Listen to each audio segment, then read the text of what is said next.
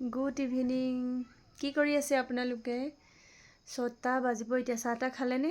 মই আজি মেহেন্দি লগালোঁ। কেনেকুৱা লাগিছে? মোৰ ফ্ৰেণ্ড এজনীয়ে লগালে।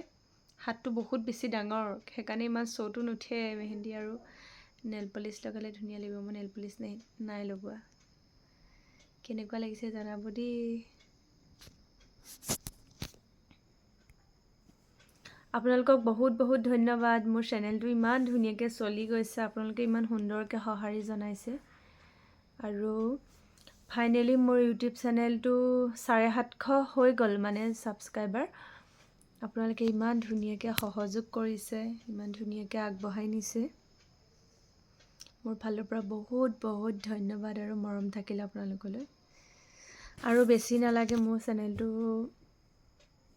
মনিটাইজ হ'বলৈ।